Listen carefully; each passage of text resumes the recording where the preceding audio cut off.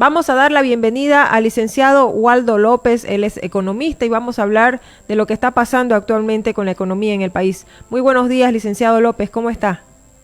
Muchas gracias por la posibilidad de estar con ustedes, muy agradecido. Gracias a usted, más bien, muchas gracias. Vamos a iniciar la entrevista hablando un poquito del tema económico. Después de un proceso de bloqueos, el ministro de Economía, Óscar Ortiz, ha señalado ayer que el perjuicio llega a los $1.000 millones en todo este periodo. No sé qué cifras usted maneja y cómo ha impactado realmente estos bloqueos en la economía del país. Bueno, la evaluación del impacto negativo del bloqueo depende del enfoque. Mi enfoque es más dirigido a ver cómo en la práctica puntualmente, evidentemente ha interferido dentro de las actividades económicas de Bolivia. Para mí, la actividad económica en el país fue normal en cuanto a un proceso productivo, es decir, en Santa Cruz, en la ciudad, prácticamente el departamento, la agricultura, el gas, las telecomunicaciones, los servicios básicos, durante los bloqueos funcionaron normalmente. Lo mismo en Cochabamba, en La Paz. Lo que se bloqueó es el comercio, es decir, el traslado del producto, de la producción de un mercado a otro. Pero además de eso hay que puntualizar que lo que Santa Cruz produce no todo lo vende en el interior o en el exterior, sino que también consume. Santa Cruz es un gran consumidor, es un gran mercado. Lo mismo Cochabamba, la ciudad de Cochabamba y sus poblaciones, lo que producen también en gran parte consumen, es decir, no necesitan transferir a otro lugar, lo trasladar a otro lugar. Lo mismo la ciudad de La Paz. Desde ese punto de vista, mi enfoque es de que no hubo con el bloqueo una interferencia al proceso productivo, sino más bien a la comercialización. ¿Qué es lo que más comercializamos? Obviamente las exportaciones. Las exportaciones por tierra no pudieron llegarse a consolidar. Pero habían exportaciones que fueron normales, por ejemplo, por el gas va por tuberías, por gasoductos, entonces eso se continuó exportando gas a la Argentina y a Brasil. Pero también hay traslado por vía férrea, es decir, la vía férrea del occidente como también del oriente, trabajaron normalmente, no hubo bloqueos en las vías férreas, porque hubo bloqueos en los caminos.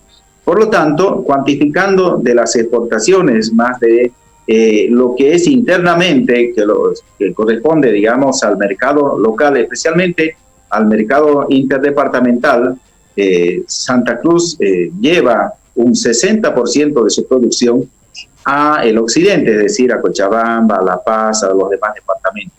Entonces, para mí, los sectores que más fueron golpeados son el sector exportador y el sector agropecuario en el mercado interno. Cuantificando en base al PIB, por ejemplo, el PIB agropecuario del año 2019, para tener como referencia, fue $2.900 millones. Si lo dividimos entre el número de meses y luego el número de días, sale más o menos a unos $8.000 por día que produce el sector agropecuario. Entonces, si eso consideramos que un 50% lo comercializa, tendríamos más o menos 4 millones de dólares al día de pérdida, 4 millones. Lo mismo de las exportaciones, mi cálculo por día es más o menos de unos 8 millones, más otros, digamos, factores que también inciden. En mi cálculo, más o menos tenemos unos 15 millones de dólares que mensualmente se habría interferido en la comercialización con los bloqueos. Si multiplicamos eso por 12, evidentemente estamos hablando de 180 millones de dólares. Adicionalmente, habrá que sumar las pérdidas por las carreteras, la rehabilitación, que son costos adicionales que creo que la ABC está cuantificando y son bastantes millones también tomar en cuenta. Así es. El enfoque que hace el ministro es del PIB. El PIB del año 2019 fue 42.000 millones. Se lo dividimos en número de meses y número de días, evidentemente el PIB mensual es de 117 millones. El PIB diario es de 117 millones.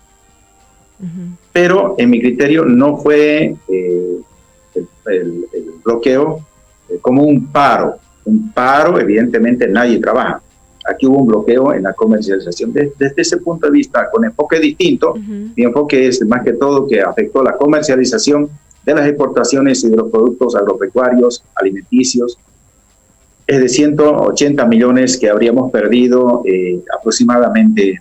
Es una aproximación, reitero, claro, de los bloqueos. Ahora, adicionalmente a eso, yo quiero dos simples temas más adicionales. Uno, para mí, la mayor pérdida, porque es invalorable, son las pérdidas humanas.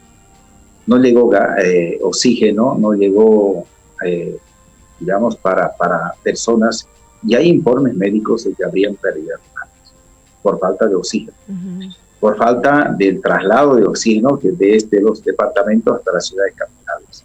Esa es una pérdida irreparable, incalculable, porque es una pérdida humanas. El otro factor que yo también pondero es de que no hay pérdidas de vida humana por este conflicto político. La política boliviana ha llegado ya a dar muchas vidas. Hubieron pérdidas humanas en muchas otras ocasiones anteriormente por conflictos políticos. Entonces, la política tiene que ser más civilizada, la política tiene que ser mucho más democrática, tienen que utilizarse los instrumentos democráticos para hacer la protesta. Yo considero de que hay que recalcar que en este conflicto, por el problema político, no hay muertos, podríamos decir. Entonces, ahora, ese es mi enfoque. Para mí hay unos 180 millones aproximadamente, puede ser un poco más, evidentemente, de pérdidas, pero desde el enfoque de la comercialización y no del conjunto de la producción, como lo hace el Ministro de Economía. Ahora, licenciado, ¿hay preocupación en el sector económico del país? Porque también no sienten, digamos, una recuperación más allá de las medidas que están anunciando el gobierno con un buen propósito, pero todavía no sienten un impacto positivo, lo necesario como para levantarse dentro de todo no solo los bloqueos, sino también la pandemia y todo lo que ha generado, incluso desde el año pasado, los 21 días que hubo el paro.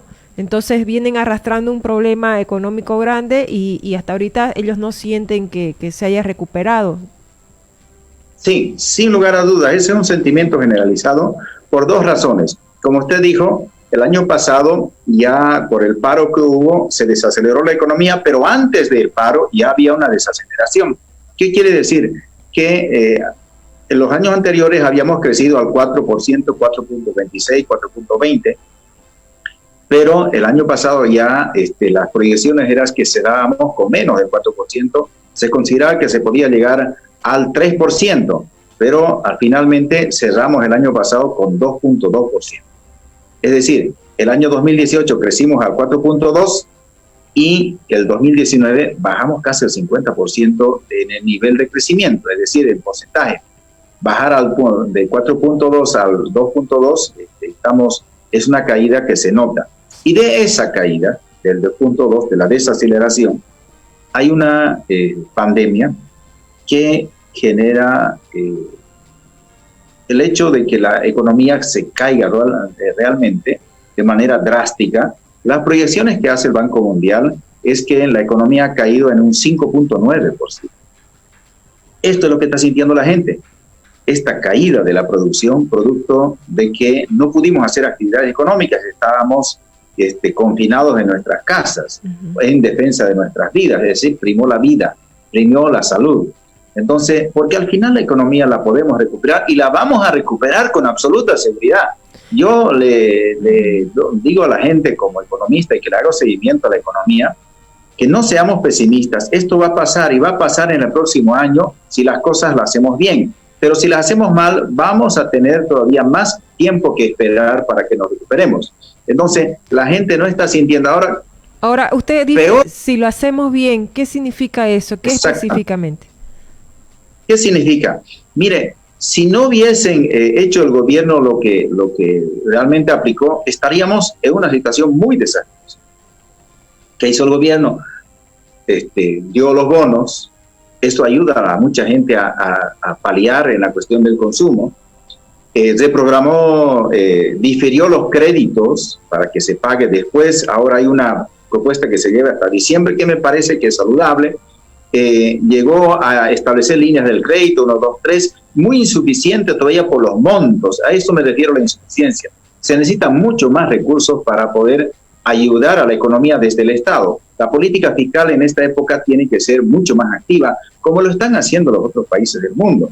Es decir, que el Estado está inyectando recursos para inversión, para créditos, para consumo, por vía de transferencia o de bonos, que le llamamos en el caso boliviano. Pero en Bolivia, lamentablemente, había un déficit que nos dejó el anterior gobierno muy alto. Entonces nos dejó con una deuda muy alta. Las reservas internacionales nos dejó ya en un tope saludable, porque después íbamos a entrar en crisis. Entonces, toda esta situación ha restringido la posibilidad de hacer una pronta reactivación. Y mucho más, y aquí va lo peor, hay un empantanamiento por parte de la Asamblea Nacional y el Poder Ejecutivo en liberar recursos para que se puedan utilizar durante esta época. Entonces, este es el problema, lamentablemente. Hay un problema que es producto de la política está empantanando, está jalando para abajo a la economía, cuando debería más bien ayudarla a que se reactive. Por eso es que la gente está sintiendo esta situación de que no está logrando encontrar mejoría. ¿Qué podríamos hacer? Necesitamos de que haya más inversión pública. Necesitamos de que, por ejemplo, la banca pueda bajar tasas de interés, no solamente de los créditos financiados por el gobierno, sino también la banca de los créditos que da con los recursos que recibe de sus depósitos de los clientes, pudiera bajar las tasas de interés, porque la política monetaria del Banco Central ha aumentado una cantidad bastante grande de dinero en la economía, que es insuficiente, pero es importante el monto que ha inyectado, bajando la tasa de encaje legal, la tasa de descuento. Por ejemplo, ha inyectado más de 3.000 millones desde las AFPs. El Banco Central le compró bonos a las AFP y las AFP con ese dinero depositaron en el sistema financiero. Entonces hay una inyección de dinero en el sistema financiero. ¿Usted cree que es posible entonces bajar esos intereses en los créditos de la banca? Yo creo que sí. La banca no solamente tiene que bajar las tasas de interés de los créditos que están correspondiendo a líneas de crédito del gobierno, por ejemplo, el crédito 123. Tienen los otros créditos que la banca está dando con recursos de sus depósitos, porque han bajado el encaje legal y todo lo demás. Yo creo que la banca debería bajar también las tasas de interés. Esto es un reclamo que lo hago a la banca, a las instituciones financieras, porque en los nuevos créditos no se está notando una caída de las tasas, una disminución de las tasas de interés. Evidentemente la banca ha bajado su rentabilidad. Hemos visto que de 900 millones a 600 millones bajó sus utilidades en el primer semestre, pero tiene utilidades. En esta época, tener utilidades es una cosa muy positiva. Todos quisiéramos que ocurra así.